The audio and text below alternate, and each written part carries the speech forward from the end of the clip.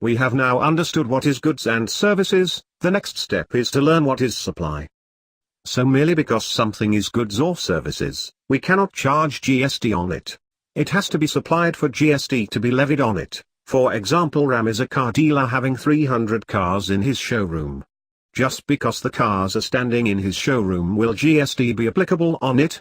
The answer is no. It has to be supplied by Ram for GST to be applicable. So for GST to be applied on any goods and services, it has to be supplied. Let's now understand what do we mean by supply. Supply means all forms of supply of goods and services such as sale, transfer, barter, exchange, license, rental, lease or disposal, made or agreed to be made for a consideration by a person, in the course or furtherance of business. Let us understand this with the help of examples. Sale. Ram sold a car for rupees 5 lakhs to Shyam, a customer. Transfer. Ram transferred a car to Rahul, a customer, and took rupees 5 lakhs. Barter. Ram gave a car to Megha and in return, Megha gave her diamond ring. Exchange. Ram sold a car to Chin and Chin gave him his old car and rupees 1 lakh. Rental. Ram gave a car to Naya on rent and charged a rent of rupees 10,000. Lease. Ram gave a car on lease to Shreya and charged her rupees 20,000 as lease charges. Disposal. Ram sold a garbage lying in his factory for rupees 15,000. All these sale, transfer, barter, exchange, lease, license and disposal will be considered as supply if there is a consideration and Ram does it in the course of his business. The element of business and consideration, that is something in return, is very important here. It means if Ram sold, transferred, leased, exchanged his personal car to someone and it is not in course of his business, it will not considered as supply and GST will not be levied.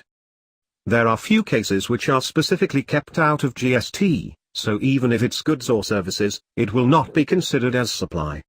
Let us understand them one by one. 1. Services by an employee to the employer in the course of or in relation to his employment. That is on salary and other payments done by an employer to an employee, there will not be GST charged. 2. Services by any court or tribunal. So whenever court fees is paid, there won't be any GST levied. 3. Functions performed by the MPs, MLAs etc., any person who holds any post in pursuance of the provisions of the Constitution in that capacity, or as a chairperson or a member or a director in a body established by the central government or a state government or local authority. Their services are kept outside supply and hence no GST would be levied on services provided by them. 4. Services of funeral, burial, crematorium or mortuary including transportation of the deceased, have been kept out of GST. 5. Sale of land and sale of building have been kept out of GST. 6. Actionable claims, other than lottery, betting and gambling. Actionable claims means a claim which a person gets only if he takes some action to get the claim. Example: insurance claim. If Mr. Ram's car met with an accident, he will have to claim the insurance and only then he will get the claim. These claims are not included in GST. Only betting, gambling and lottery are liable to GST. So we can summarize that only if goods and services are supplied and included in the definition of supply, GST will be levied, or else just because something is goods or service it can't be considered as supply for GST to be levied. For further discussion on supply, refer to our GST Advanced module and handouts.